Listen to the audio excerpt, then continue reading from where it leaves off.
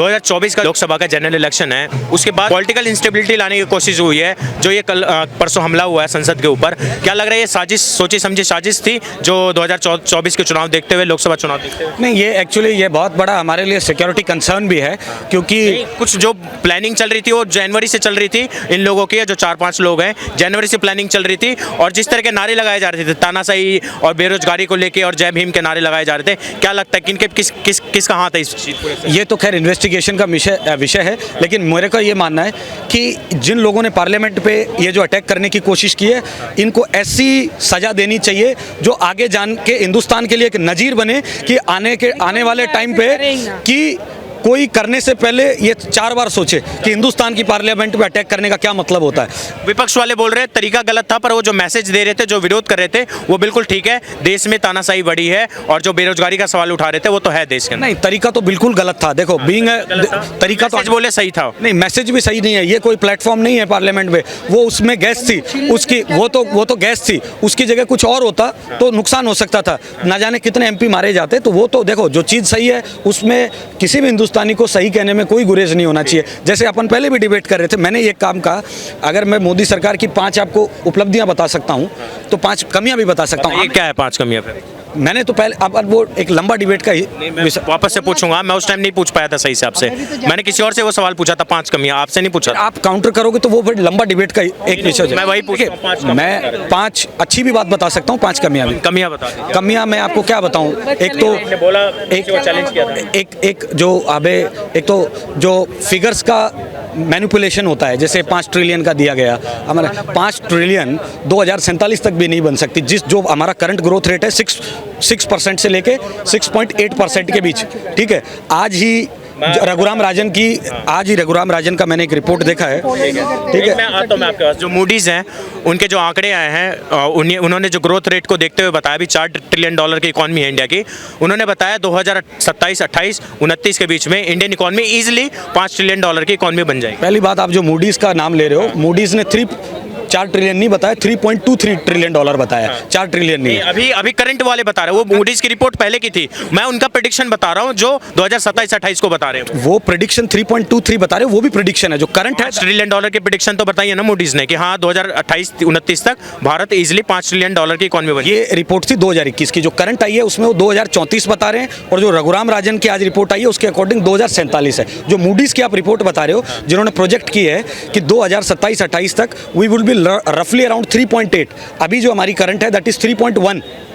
अभी आज पता नहीं कहां से डाटा बता रहे हो। 76 ट्रिलियन $4 ट्रिलियन तो अभी इंडियन छू के धारा छुआ है। 3.8, 3.9 समथिंग तो इजीली इंडियन इकॉनमी है $3.8 ट्रिलियन की। अभी 3.8 है, 3.89 ट्रिलियन की। ठीक है। तो मैं राजन को फॉलो ना करके इतनी इकॉनमी नहीं है, इतनी नहीं। आपको अगर खोल के दिखा दिया नहीं, कोई नहीं, अच्छी बात है। मैं बिल्कुल रघुराम राजन को छोड़ के ना, अगर देश के जो भी सेंटर जो भी डेटा देता है, या फिर जैसे IMF, वर्ल्ड बैंक जैसे डेटा प्रेजेंट करते हैं ना, उन जैसे रेप्यूटेड डेटा को देखेंगे ना तो शायद इनको पता चल जाएगा। 3.1 ये अपनी बात कर रहे हैं कि ये 2021 की डेटा बता रहे हैं, $3.1 ट्रिलियन। बोले $3.1 ट्रिलियन की इकॉनमी। ये खुद 2021 का डेटा बता रहे हैं। अभी करेंटली $3.76 ट्रिलियन की इकोनॉमी है, और बीच में एक न्यूज भी आ गई थी कि $4 ट्रिलियन क्रॉस कर चुका है भारत। बिल्कुल, तो भैया $4 ट्रिलियन हो चुका है 2030 तक, कोई बड़ी बात नहीं है। मैं तो बोल रहा हूँ चुटकी बजा के 5 ट्रिलियन हो जाएगा। वर्ल्ड की 3rd लार्जेस्ट इकॉनमी इजीली बन जाएगी, जो नॉमिनल जीडीपी के हिसाब से। ये तो मानेंगे आप? नहीं, वो बिल्कुल बननी चाहिए। $5 ट्रिलियन की जो आपने बोला वो तो चलो, एक कमी बता दी, दूसरी कमी बताइए। दूसरी जो मैनिपुलेशन का तो आपका आरोप मैंने कहीं ना कहीं गलत बताया। नहीं, एक सेकंड रुकिए। दूसरी चीज मेरे को लगता है कि जो हमारे नेबरहुड के साथ जो थोड़े से रिलेशंस बीच में खराब हुए हैं, उनको थोड़ा सा ठीक करने की जरूरत है, ठीक है। पाकिस्तान से, आतंकवादी देश से करें हम, ठीक है। हम उनके साथ दोस्ती करते हैं जो आतंकवाद के खिलाफ हैं, ठीक है। हम उनसे दोस्ती करते हैं जो विकास की बात करते हैं। अब आतंकवाद कितने ट्रिलियन डॉलर है अभी जो करंट, अभी इस बार का जो बजट आया उसके अकॉर्डिंग 3.63 है। 3.63 है करंट हिसाब। आप 3.1 बोल रहे हैं। हाँ, 3.1 था, वो पहले का 2019 का डाटा था। 19 का गलत थे आप यहाँ पर। रघुराम राजन का वही रिपोर्ट लेके पढ़ रहे थे। मैं वही कह रहा हूँ कि हम जिस दोस्ती करते हैं ना, हम उससे करते हैं जो विकास और आतंकवाद को खत्म करने की बात करता है। विकास लाए और आतंकवाद खत्म करे। अब ये कह रहे हैं पाकिस्तान से दोस्ती कर लो, बांग्लादेश से कर लो, अफगानिस्तान से कर लो, कैसे बांग्लादेश से तो दोस्ती है इंडिया की। नहीं, दोस्ती वो है, पर आतंकवाद के खिलाफ हम हमेशा से रहे हैं, हमारा देश रहा है और आतंकवाद मुक्त हम करेंगे, इसमें किसी भी तरीके का दो राय नहीं है। जितने भी इंटरनेशनल डायस्पोरा, जो इंडियन डायस्पोरा है इंटरनेशनल ग्लोबल वर्ल्ड में, उसमें मानते हैं इंडियन फॉरेन पॉलिसी अच्छी तो रही है डायस्पोरा को साधने में। हाँ, डायस्पोरा में खास करके तो फॉरेन पॉलिसी को लेके ये जो आपकी वैक्सीन मैत्री जो स्कीम चला था उस टाइम, वो एक अच्छा अचीवमेंट नहीं था? सबसे अच्छा अचीवमेंट जो मुझे, अगर आप पॉजिटिव सेंस में पूछेगा, तो मोदी सरकार का लगा ICCR एक डिवीजन बनाया है, इंटरनेशनल कल्चरल। उससे क्या है, जितने भी हमारे विदेश Indian council of culture relation एक संस्था है इंडिया की, जो डिवीजन जो इसने बेहतरीन काम किया है, खास करके US के अंदर और यूरोपियन यूनियन के जितने भी देश हैं हमारे, इनके जो अध्यक्ष हैं वो विनय सहस्त्रबुद्धे जी हैं। हाँ, आप जानते होंगे 100%, जो कि पहले ORF एक ऑर्गेनाइजेशन है यहाँ पे, ऑब्जर्वर रिसर्च फाउंडेशन, उससे जुड़े हुए थे। अभी वो इसको जो है वहाँ पे ICCR ने बहुत अच्छा काम किया, वर्ल्ड ICCR ने बहुत ज़बरदस्त काम किया, खास करके डायस्पोरा को साधने में। इसका बताइए, जो वैक्सीन मैत्री स्कीम चलाया था लॉकडाउन के टाइम, जो पड़ोसियों को वैक्सीन देने का हो गया, या अभी श्रीलंका को वैक्सीन पैसा देना हो गया, जो फाइनेंशियल क्राइसिस थे, तुर्की के लिए ऑपरेशन दोस्त चलाया। अब फिलिस्तीन से इतनी सारी मतभेद होने के बावजूद फिलिस्तीन को भी अभी भी हम एड दे रहे हैं, श्रीलंका को एड दिया, बांग्लादेश को एड दिया, उसके बाद पापुआ न्यू गिनी को भी एड दिया, अफ्रीका तक में हम एड दे रहे हैं। तो भैया हमारा जो भारत है ना, मोदी जी ने एक चीज़ बोली थी कि हमें विश्व गुरु नहीं बनना, विश्व मित्र बनना है, तो सबको साथ लेके चलने वाला हमारा भारत है। तो भैया कोई हमें ये ज्ञान ना दे कि हमें पड़ोसियों के साथ कैसे संबंध। ईंट का जवाब पत्थर से देना आता है इंडिया, बिल्कुल देना आता है और देंगे ही। पहले नहीं आता था, 2014 से पहले अगर पाकिस्तान कुछ बोल देता था तो हम जाके UN में रोते थे, लेकिन आज उसका एकदम उल्टा है, पाकिस्तान जाके UN में रोता है कि भैया भारत हमें तंग कर रहा है। सेकंड आपका ये था, थर्ड वाला कमी बताइए क्या है? पाकिस्तान के टुकड़े ही ऐसा नहीं बोलना चाहिए, ऐसा नहीं है ये सब। देखो मेरे कहने का मतलब है, तो आपने दो कमियां बता दी, एक डाटा मैनिपुलेशन की और एक फॉरेन पॉलिसी पे उसकी, दो कमियां आपने बता दी, दोनों का आपको मैंने काउंटर कराया। थर्ड कमी क्या? नहीं, काउंटर तो आप पांचों करो। देखो डेमोक्रेसी में आप देखो, मैंने आपको क्या कहा, मैं 5 आपको बीजेपी की अच्छी चीज़ भी बता सकता हूँ, 5 अभी कमियों के बारे में बात कर सकता हूँ। मेरे कहने का ये मतलब है कि आप डेमोक्रेसी में क्या होता है, वाद और विवाद।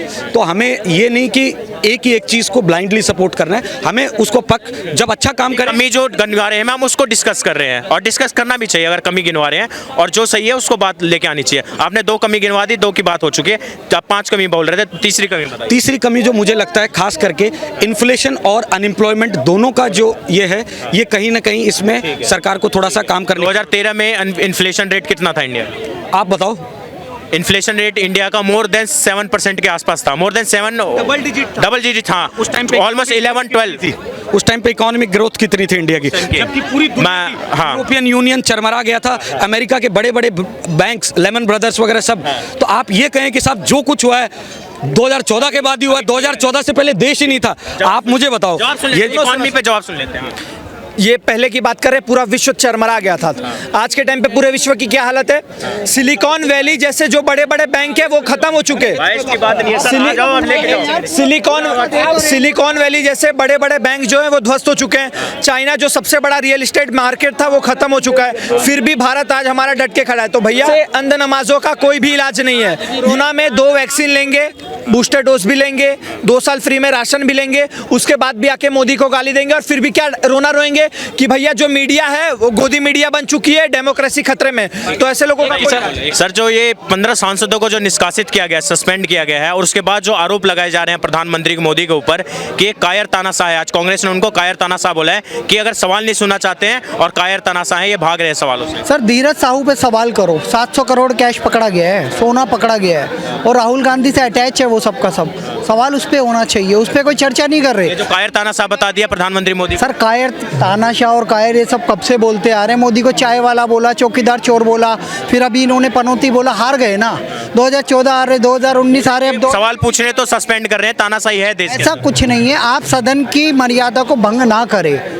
मोदी वहाँ पे बैठे नहीं हुए हैं, वहाँ पे जो सदन चला रहे हैं, जो वहाँ के, चाहे वो जगदीप धनखड़ है, चाहे वो वहाँ पे ओम बिरला है, तो वो लोग चलाते हैं, वो संचालन करते हैं, उनसे कोई बदतमीजी करेगा, चाहे वो डायरेक्ट ओबेरायन हो, चाहे वो राघव चड्ढा हो या कोई भी हो, वो अपमानजनक टिप्पणी करेंगे तो उन्हें हटाया जाएगा। तानाशाही का जो आरोप लगा रहे हैं कि मोदी सरकार तानाशाही, मोदी तो शपथ ग्रहण समारोह में था, हमने भी देखा राजस्थान में, मोदी तानाशाही नहीं कर रहा है। तानाशाही एक ही बार हुई थी 1975 में, जब इस देश में इमरजेंसी लगाई गई थी, 18 महीने सारे विपक्ष को जेल में डाल दिया था। क्या नाम है भैया आपका? मेरा नाम विवेक है सर। क्या बोलेंगे जो 15 सांसदों को सस्पेंड कर दिया गया कल, और ये जो आरोप लगा रहे हैं कांग्रेस वाले की तानाशाह जो है कायर तानाशाह, ये सवाल से भाग रहा है, तानाशाही है देश। सर देखिए, संसद का निर्माण, पार्लियामेंट का निर्माण इसीलिए हुआ है कि वहाँ पर हमारे द्वारा चुने गए जो लोग हैं वो हमारी समस्याओं को और हमारे जो कमियां हैं उनको सर सब पूरे देश के सामने ले आ सके।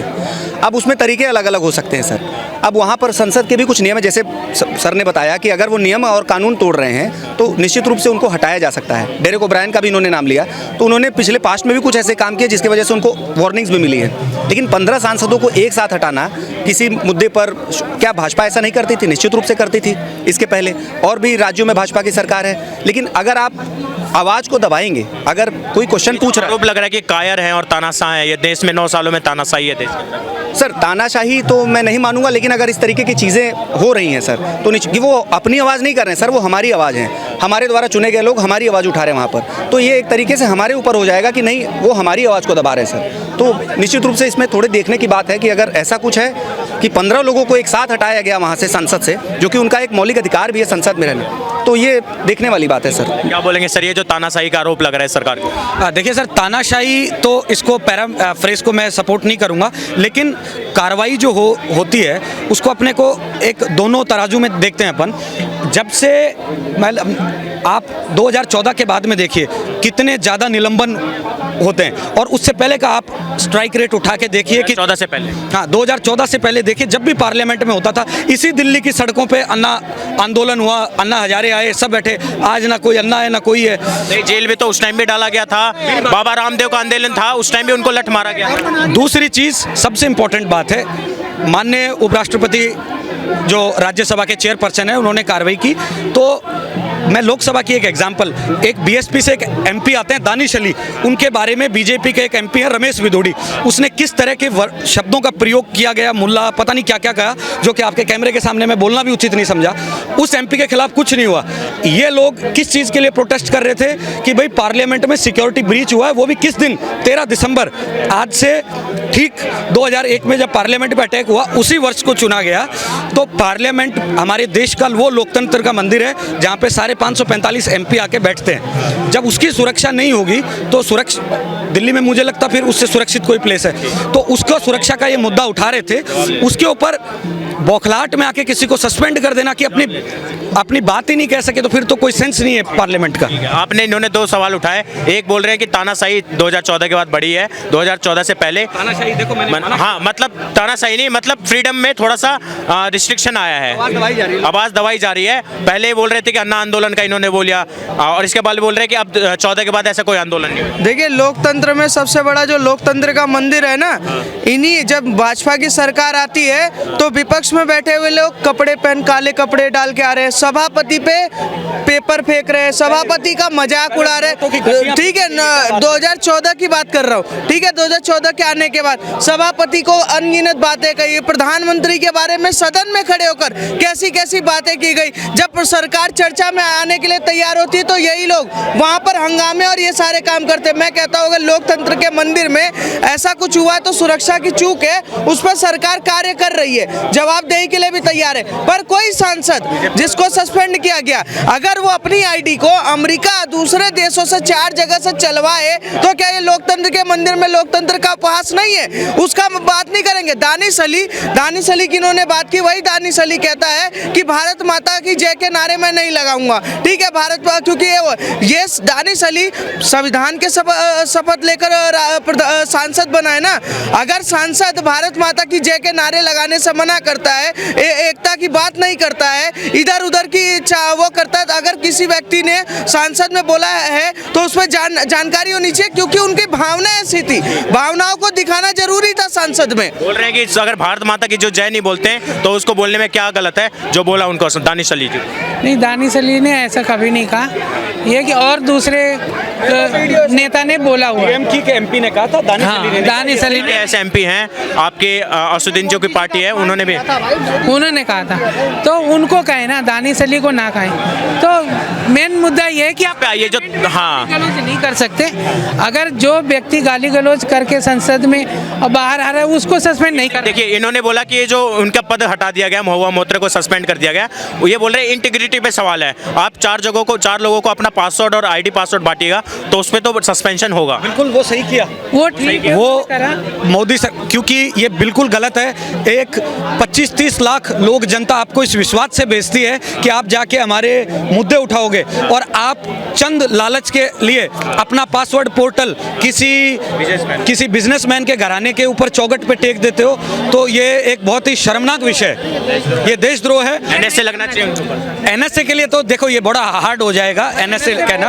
एनएसए तो मैं नहीं कहूँगा, लेकिन मेरे कहने का ये मतलब है, देखो जो चीज़ सही है उसको सही बोलना पड़ेगा, जो चीज़ गलत है वो गलत। कार्रवाई होना चाहिए महुआ मोइत्रा। कार्रवाई कर दी साहब, कार्रवाई तो लीगल कार्रवाई, लीगल मेरा सवाल है क्रिमिनल एक्शन होना। मामला गया वहाँ से हो जाएगा फाइनल। क्रिमिनल एक्शन नहीं होता है, लोकसभा का अपना रूल होता है, वहाँ के लोगों को प्रिविलेज मिली होती है कि वहाँ के जो कानून है, हाँ वहाँ के जो कानून है वो वहाँ पर। तो महुआ मोइत्रा का केस अलग है। जैसे अभी भाई ने बोला, अगर वहाँ सदन अगर कार्रवाई करनी चाहती है, लीगल कार्रवाई करनी चाहती है तो सदन कर सकती है। हाँ बिल्कुल कर सकती है। लीगल कार्रवाई की बोलो सदन के लिए, सदन को लगे कोर्ट अगर सदन एक्ट करती है कोर्ट के तौर पे तो उनको बुला के लीगल कार्रवाई कर सकती है और सजा भी सुना सकती है। उनको सजा भी सुना सकती है, लेकिन वो बच इसलिए गई क्योंकि एक जो उन्होंने जो किया, वो एथिक्स कमेटी ने जो जांच करी, ये तो वो बच गई कि उन पे क्रिमिनल प्रोसीडिंग नहीं हुई, वरना चाहती तो लोकसभा स्पीकर एक अपना कोर्ट बैठा सकते हैं। जब ये विधेयक पास हुआ है, ये भी संसद एज अ कोर्ट बैठी है, उसमें प्रोसीडिंग्स में पास हुआ और उनकी सांसदी को निलंबन किया गया। इसके जो महुआ मोइत्रा के साथ सोनिया गांधी और ये जो लेफ्ट के पार्टियां और जितने विपक्षी पार्टी खड़ी हुई इनके विरोध के, जब वो विरोध करी थी मोदी जी और मोदी जी सरकार के एथिक्स कमेटी का विरोध करी थी, उस पर क्या बोलेंगे?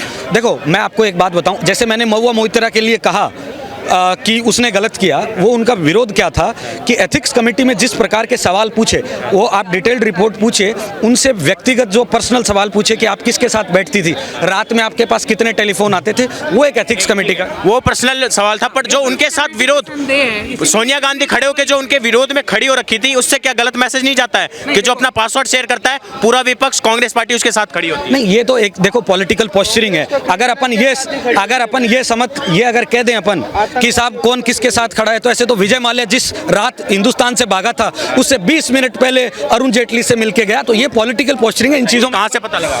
ये तो पूरी दुनिया को मालूम है। ये व्हाट्सएप से जानकारी मिली है कि जो सुनिए माल्या को सांसद बनाने वाला कौन? कांग्रेस पार्टी। लोन देने वाला कौन? कांग्रेस। राज्यसभा में नॉमिनेट किया था। मैं वही कह रहा हूँ कि सारा कुछ कांग्रेस करे, और जब भागी तो ये कह रहे 20 मिनट में व्हाट्सएप पे यूनिवर्सिटी पढ़ के आए, किसी भी न्यूज़पेपर में, किसी भी न्यूज चैनल में कहीं माल्या के जो स्टेटमेंट है वहाँ कहीं जानकारी माल्या ने ये बोला। अरुण जेटली स्वर्गीय हो चुके हैं, मृत्यु हो चुके हैं, उनके ऊपर थोड़े से एलिगेशन लगाने में सोचना पड़ेगा। डेथ हो चुकी है। ये काम रहा है कांग्रेस पार्टी का कि इनके पास सबूत नहीं होता, ये लगा देंगे ये घोटाला हो गया, इनके साथ मिलके गए। खुद माल्या का स्टेटमेंट है कि मैं जब वहां से भागा हूं तो कांग्रेस के सांसदों ने मुझसे इतने % पैसे खाए हैं और अभी भी इतना खा रहे हैं, मैं दोषी नहीं हूं, वो खुद दोषी। नीरव मोदी ने का भी यही बयान है। अगर ये लोग बोलते हैं बिना पेपर और कागज के एक फोन पे कैसे लोन मिल जाता था, दिलवा दो लोन, मैं दिलवा बात करता हूं। अगर अरुण जेटली के सपोर्ट से भाग गए विजय माल्या, सपोर्ट नहीं बोला मैंने, 20 मिनट जानकारी नहीं है। अरुण जेटली ने खुद ने प्रेस कॉन्फ्रेंस की थी, बोला मैं मिला था उनसे। प्रेस कॉन्फ्रेंस नहीं है, कांग्रेस का काम रहा है, और जो थोड़े बहुत उनके वो रहे व्हाट्सएप वाले, मैं जानकारी के लिए बता दूं। 90 ऐसे तो एलिगेशन लगता है 1984 जो भोपाल गैस ट्रेजेडी हुई थी, उसमें एंडरसन को खुद राजीव गांधी ने भगवाया था। 100, मैं वही तो कह रहा हूं। तो आप ये मत सोचिए कि फोटो में कौन किसके साथ खड़ा। आप मुद्दा कहां से चालू हुआ कि सोनिया गांधी पीछे खड़ी थी। तो मेरे कहने का मतलब है पॉलिटिकल, ऐसी डिबेट्स में पॉलिटिकल पोस्चरिंग। आज जैसे मान लीजिए एग्जाम्पल की बात करता हूं मैं, जब दिल्ली के ऊपर यहाँ कुछ बेटियां बैठी थी जिन्होंने भारत को मेडल दिलवाया था, तो एक सांसद ने गलत किया एग्जाम्पल, लेकिन बाकी ये स्मृति ईरानी या जितनी भी महिला एमपी हैं, अगर कहीं किसी महिला के साथ गलत हो जाता है तो ये चिल्ला के कहते हैं, लेकिन उस एक एमपी के खिलाफ किसी ने नहीं बोला। क्यों नहीं बोला? क्योंकि वो एक पॉलिटिकल पोजीशन होती है, अपनी पार्टी के खिलाफ कोई नहीं जाता। मामला कोर्ट में है। मामला तब कोई भी सांसद नहीं बोल सकता। टिप्पणी कोर्ट में यार। अरे नहीं, सुन तो लीजिए सर। उसके बाद इंटरपोल ने वहां पे उसकी हियरिंग करवाई है लंदन कोर्ट में। ये मोदी के आने के बाद हुआ है। कितनी प्रकार के इस देश में बिल रही है कांग्रेस, पता है? काले धन पे जब स्विस बैंक से काला धन लाने की बात थी तो 2011 से पहले की आप जानकारी ले ही नहीं सकते। ये कांग्रेस ने बिल पास किया है sir. Communal violence bill Congress लाई है। विजय माल्या, ललित मोदी, नीरव मोदी, ये सब कौन है? कांग्रेस के पाले हुए लोग हैं। उनको सारे के सारे लोन उन्होंने दिलाए, सारी की सारी। अब वो मोदी के राज में ऑक्शन हुआ है क्या? कितने उनके बड़ी गाड़ियां थी, कितना उनका व्यापार था, वो सब ऑक्शन करके 18,000 करोड़ किसी से, 5,000 करोड़ किसी से, 12,000 करोड़ किसी से रिकवर किया है। मुद्दा ये है कि मोदी सरकार ने रिकवरी कितनी करी है और देश कैसे चल रहा है। चाहे वो कोरोना की वैक्सीन हो, 220 करोड़ वैक्सीनेशन, 2 वैक्सीन स्वदेश में बनाना और बहुत सारी बातें हैं सर ऐसी जो मोदी जी को अचीवमेंट है।